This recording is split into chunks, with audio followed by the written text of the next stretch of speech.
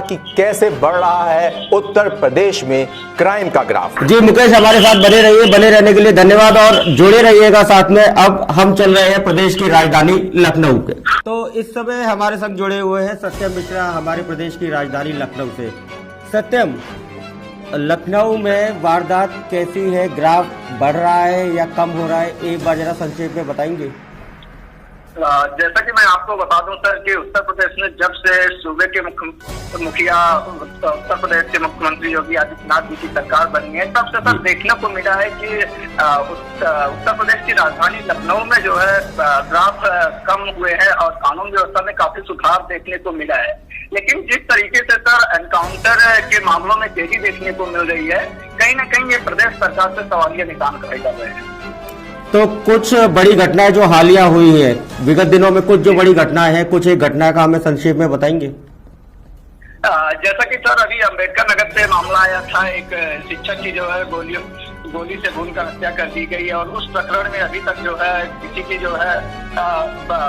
किसी की धरपकड़ नहीं हो पाई है। तो ये कहीं ना कहीं सर सरकार के लिए एक बड़ी कमियां है और कानून व्यवस्था में सुधार की जरूरत है। और ऐसे ही मामले सर तरह तरह के देखने को मिलते हैं, जैसे कि प्रतापगढ़ हो गया, अयोध्या हो गया, और भी जगहों से बाराबंकी हो गया, तमाम जगहों से सर कुछ न कुछ ऐसे मामले देखने को मिल रहे हैं। सत्यम, आप लखनऊ से हैं और हमारे प्रदेश की राजधानी लखनऊ है, सारा मंत्रिमंडल वहां बैठा हुआ है, मुख्यमंत्री वहां बैठे हुए हैं। लखनऊ के बारे में आप क्या बताएंगे? लखनऊ के बारे में जैसा कि देखा जाए तो लखनऊ का जो सर्कल ग्राफ चल रहा है सर वो एक तरीके से अभी बेटर चल रहा है, लेकिन कहीं ना कहीं यहाँ पे भी सर कुछ न कुछ सुधार करने की जरूरत है। तो जो अभी जो सुधार आप बता रहे हैं थोड़ा बहुत दिख रहा है, वो क्या चुनावी मद्देनजर या चुनावी रणनीति का हिस्सा? जी सर, जैसा कि आप बात कर रहे हैं चुनाव की, तो मैं आपको बता दूं कि पिछले जो चुनावी नतीजे रहे, चाहे वो जिला अध्यक्ष का चुनाव हो या फिर जिला पंचायत का चुनाव रहा हो, उसमें अगर देखा जाए तो भारतीय जनता पार्टी का ग्राफ बढ़ा है और कहीं ना कहीं भारी मतों से जो है इनके प्रत्याशी विजयी हुए हैं। तो कहीं ना कहीं हो सकता है कि ये चुनावी रणनीति को लेकर जो है ये सुधार देखने को मिल रहा हो। और अभी जो सुधार करने के लिए बाकी है उसके लिए जो है विपक्ष के नेता पीछे सवाल भी करते रहे हैं और हमेशा जो है संसद में मुद्दे सत्यम, मैं आपको बीच में रोकना चाहूंगा। आपने अभी जिला पंचायत की बात करी, पूरे प्रदेश भर में जिला पंचायत हर जगह कहीं ना कहीं, अगर ये कहना गलत नहीं होगा कि उसकी कुर्सी को काबिज किया गया है, तो कहीं ना कहीं आप इस बारे में क्या कहेंगे? ये भी तो कहीं ना कहीं एक ऐसी चीज है, अगर हम सिर्फ क्राइम की बात ना करें तो ये भी तो कहीं ना कहीं जिला पंचायत की कुर्सी को हत्याया गया है। जी, कहीं ना कहीं ये भी किसी ना किसी रूप से परोक्ष रूप से क्राइम में ही आता है, क्राइम की श्रेणी में ही आता है, दूसरे की कुर्सी को हत्या लेना। चुनाव का जो अगर प्रपत्र, जी आप ये प्रपत्र कहना चाह रहे हैं, अगर चुनाव का प्रपत्र डाला है महिला ने तो उसको रोका गया है? नहीं, मैं कह रहा हूँ चुनाव के लिए महिला जा रही है, उसकी साड़ी खींची जा रही है, ये भी देखने को मिला था। तो सत्यम, इस बारे में आप क्या कहेंगे? जैसा कि सर मैं आपको बता दूं कि तमाम जगहों से ये आरोप लगाए गए थे कि वहां पे जो है प्रत्याशियों को जो है जो विपक्ष दल के नेता थे उनको उनके नामांकन को रोका गया और जबरदस्ती जो है मतदान कराया गया लोगों को। तो तमाम आरोप लगे, लेकिन सारे आरोप अगर अभी देखा जाए तो प्रदेश सरकार के बीजेपी प्रवक्ताओं द्वारा ये आरोप निराधार बताए गए और ये जांच का विषय बनता है कि इसमें आखिर कितना निराधार। तो कोई भी पक्ष होता है वो अपने आप को बेगुनाह बताता है और सारी चीजें बताई जाती है कि निराधार है, लेकिन ऐसा नहीं है।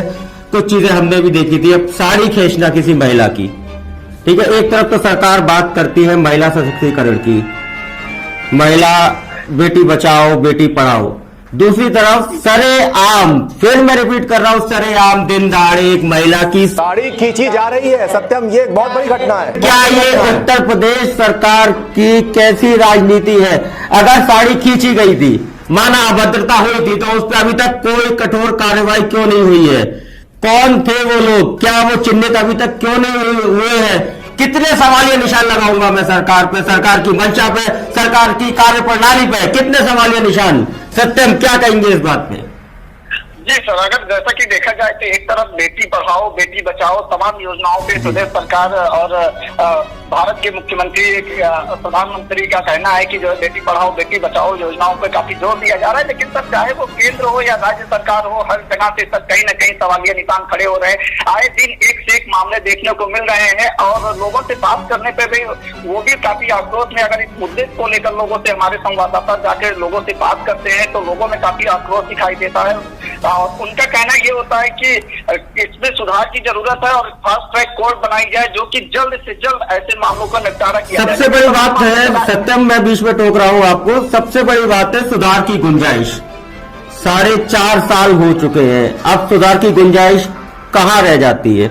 अब बात होती है चुनाव की, आगामी चुनाव 2022 में चुनाव है, तो सुधार की गुंजाइश तो रही नहीं जाती है, या कहीं ना कहीं हम सीधे प्रत्यक्ष तौर पे ये बोल रहे हैं कि सरकार विफल रही है इन चीजों पे लगाम लगाने में। जो अपराधों का ग्राफ है वो घटता नजर नहीं आ रहा है। अगर एक जिले की बात करें तो हो सकता है किसी जिले में ग्राफ कम हो, लेकिन ओवरऑल अगर हम पूरा का पूरा रिपोर्ट कार्ड दिखाएं, हम बात करें प्रदेश की, तो इस उत्तम प्रदेश को, जैसा कि कहा जाता है कि हम उत्तम प्रदेश बनाएंगे उत्तर प्रदेश को, इस उत्तम प्रदेश को आप कितने नंबर देंगे 10 में से? अगर सर उत्तर प्रदेश की नंबरिंग की बात की जाती है तो यहाँ पे 10 में से सर कहीं ना कहीं 5 या 6 नंबर अगर दिया जाएगा जो है, क्योंकि क्या है कि जनता पूरी तरीके से संतुष्ट नहीं दिखाई दे रही है। दूसरा खेमा जो है, गरीब तबका, किसान जो वर्ग का जो आदमी है वो परेशान दिखाई दे रहा है, उसको हर जगह तक लाइनों में लगना पड़ रहा है। कोरोना जैसी वैश्विक महामारी में लोग परेशान दिखाई दिए, लॉकडाउन में सर उनको काफी समस्याओं का सामना करना पड़ा। आज वो बेरोजगार होकर घर बैठे हैं, उनके लिए सर रोजगार की कोई जो है सरकार के द्वारा कोई प्रबंधन नहीं किया गया है, इसलिए सर लोगों में भी आक्रोश दिखाई दे रहा है। और अगर हमारे द्वारा ये नंबरिंग की जाए तो 5 मैक्सिमम 5 या 6 नंबर। तो सबसे बड़ी बात है कि 5 नंबर 10 में से 5, यानी सरकार पास तो हो रही है लेकिन प्रथम श्रेणी में पास नहीं हो रही है, घिसट के पास हो रही है। और सत्यम, हमारे पास अभी और भी संवाददाता हैं, आपसे चलते चलते एक आखिरी और लेकिन अहम सवाल है, जिसे कहते हैं last but not the least. सवाल यह है, सरकार कह रही है तीसरी लहर आएगी, उसका अंदेशा है। आप राजधानी में बैठे हैं, लखनऊ से हमारे संवाददाता हैं, आप बताएं ग्राउंड रिपोर्ट क्या है वहां पे? क्या ऑक्सीजन की पूरी व्यवस्था है, पहले से ही तैयारी है? क्योंकि जो दूसरी लहर के लिए कहा गया था तब बाद में सरकार ने कहा था हमको पता नहीं है, लेकिन अब तो तीसरी लहर का अंदेशा है। अब क्या तैयारियां हैं राजधानी में? बाकी जिलों को भी हम बात करेंगे, दर्शकों आपको बताएंगे, लेकिन अभी लखनऊ से हमारे संवाददाता सत्यम मिश्रा हमारे साथ हैं जो कि बताएंगे तीसरी लहर का लखनऊ में क्या इंतजाम है।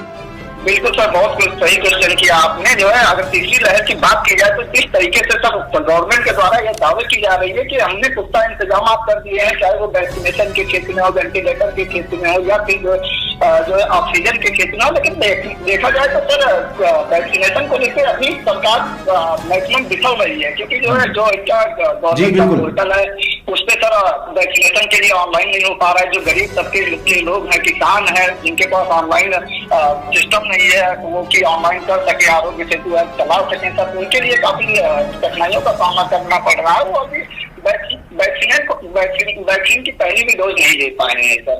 तो ऐसे में अभी इन लोगों तक ये सुविधाएं, गांव-गांव में कैंप लगाना और इन लोगों तक वैक्सीन पहुंचाना सर ये नितांत आवश्यक है। अगर हम लखनऊ की बात करें तो सर लखनऊ में भी सेम समस्याएं देखने को मिल रही है। लोग सुबह से लेकर शाम तक अपॉइंटमेंट, जिनके पास लैपटॉप, फोन, स्मार्टफोन भी है, वो सुबह से लेकर शाम तक सर ऑनलाइन करते रहते हैं, लेकिन उनको शेड्यूल नहीं मिल पाता है।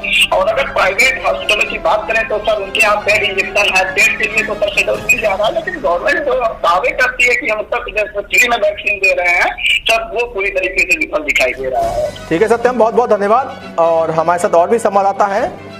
तो ये थे सत्यम मिश्रा, हमारे लखनऊ के संवाददाता। इन्होंने सरकार को, योगी सरकार को पास तो कर दिया है, लेकिन डिस्टिंक्शन से नहीं, प्रथम श्रेणी से नहीं, मात्र पास है। एक एवरेज 5 नंबर दिए हैं 10 में से। तो कहीं ना कहीं ये भी एक बड़ा सवाल है।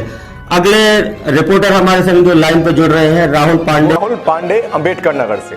जी हाँ दर्शकों, एक बार फिर बताना चाहूंगा, इस समय हमारे संग 9 संवाददाता हमारे मौजूद है। आगरा से बात हो चुकी है, आगरा से हमारे संवाददाता जुड़े थे, लखनऊ राजधानी की बात हो चुकी है। अब हम बढ़ते हैं अंबेडकर नगर की तरफ। अंबेडकर नगर से हमारे संग है राहुल पांडे। तो बात करते हैं राहुल जी, इस समय क्या स्थिति चल रही है अंबेडकर नगर की? कानून व्यवस्था कैसी है?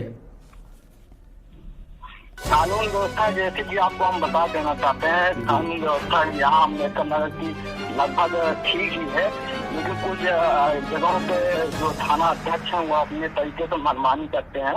हालांकि पुलिस की खाकी जो धूमिल होती है, लेकिन इसके साथ जो लोग लिए रहती हैं, ये काफी कानून व्यवस्था ठीक ठाक कायम किए हुए हैं, जब से आए हैं।